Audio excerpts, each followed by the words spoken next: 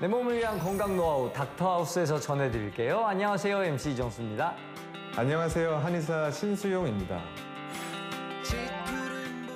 주제를 공개해 주시죠.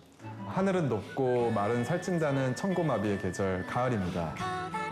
하지만 말뿐만 아니라 우리 인간도 가을철 몸무게 증가를 피해갈 수 없는데요. 그래서 오늘의 주제는 천고마비의 계절 가을, 사람도 살찐다입니다. 근데 도대체 가을에 사람이 왜 살찌는 걸까요? 여름에 비해 일조량이 감소하는 가을에는 식욕을 조절하는 호르몬인 세로토닌의 분비가 줄어들기 때문에 식욕이 늘어나게 됩니다. 또 가을철 쌀쌀한 날씨에 추위에 대비해 열량 소비를 줄이는 대신 지방을 축적하기 때문에 가을에는 조금 더 비만이 되기 쉬워집니다. 진짜 이 지긋지긋한 살 이거 사시사철 멀리하고 싶단 말이에요. 가을뿐만 아니고요. 그러려면 비만, 즉 살에 대해 근본적으로 잘 알고 정확히 파악하는 것이 중요합니다. 비만은 체내의 지방 조직이 과다한 상태를 의미하는데요. 결국 비만은 에너지 공급이 에너지 소비보다 많아질 때 생긴다는 겁니다. 비만은 또 뗄래야 뗄 수 없는 게 병 아닙니까?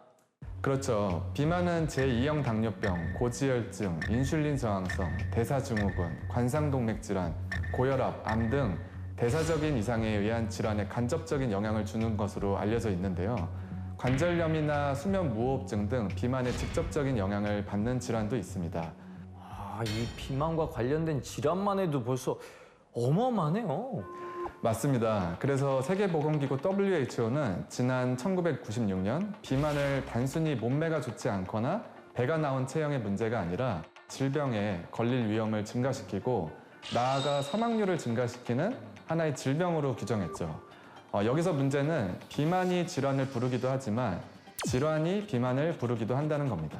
이게 말 그대로 이게 악순환이 반복된다는 건데 비만을 부르는 원인이 뭐 어떤 게 있을까요?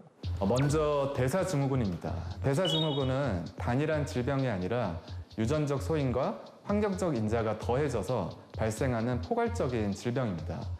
그 중에서 특히 쓰리고 비만을 불러일으키는 위험 인자로 뽑히는데요. 바로 고혈당인 당뇨병과 고혈압, 고지혈증입니다.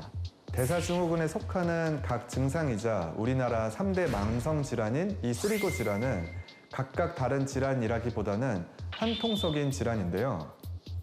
콜레스테롤이 높으면 고혈압의 위험이 높아지고 혈압이 높으면 당뇨병의 위험이 상승하며 당뇨병이 있으면 고지혈증의 위험도 높아집니다. 각각 비만도 함께 불러일으키죠. 이 화불단행이라고 화는 혼자 안 다니고 이 친구들이랑 막 같이 다니는데 딱 그 말이 생각나네요. 관찰력이 너무 뛰어나세요. 좋죠. 비만을 부르는 또 다른 대표적인 요인은 바로 갱년기입니다. 갱년기에 접어들면 어떠죠? 우리 몸에 많은 변화가 생기죠. 신진대사가 느려지고 기초대사량이 줄어 같은 열량을 섭취해도 소비가 덜 되다 보니 비교적 지방으로 축적되기 쉬운 겁니다. 그러면은 살이 안 찌게 하려면 어떻게 해야 될까요? 비만은 질병이라고 말씀드리지 않았습니까? 그러면 치료가 필요하겠죠. 먼저 체성분 검사, 소변 검사, 악력 검사, 뇌파 검사, 맥파 검사, 필요시 혈액 검사 등으로 정확한 원인을 분석하고 진행하고 있습니다. 쓰리고에 의한 비만일 경우 쓰리고 질환의 관리와 함께 내장 지방, 체지방 관리를 동시에 진행합니다. 만약 갱년기에 의한 비만이라면 갱년기 증상 개선으로 특허받은 처방과 함께 혈액순환에 도움이 되는 치료도 병행하고 있고요. 이 외에도 환자 개인의 질환, 환경, 시기에 따라 한약 치료와 개인별 기저질환 및 증상을 고려한 치료를 진행할 수 있습니다. 특히 비만 치료에서 가장 중요한 것은 바로 식이요법인데요. 환자분들께 당질 제한 식이법을 제안드리고 있습니다. 당질 제한 식이법이면 그 당질이면 그 탄수화물 말하는 건가요?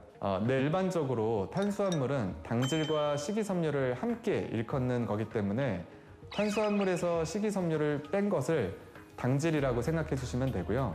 당질은 영양소의 하나로 단당류, 다당류, 당알코올 등을 총칭하는데 우리가 주식으로 먹는 쌀, 밀가루, 전분류 비롯해서 케이크, 과자, 초콜릿, 탄산음료 등 단 음식에 다량 함유되어 있으며 과일이나 일부 채소, 꿀 등에도 당질이 함유되어 있습니다. 그런데 왜 당질 제한 시기법을 하라는 겁니까? 우리 몸은 당질을 에너지원으로 쓰는 엔진과 지방을 에너지원으로 쓰는 엔진인 케톤 엔진 이 두 가지가 존재합니다. 여기서 우리는 당질을 줄여 지방을 에너지원으로 쓰는 엔진으로 체질 개선을 하게 되면서 우리 몸은 먼저 지방을 태우는 몸이 되는 거예요.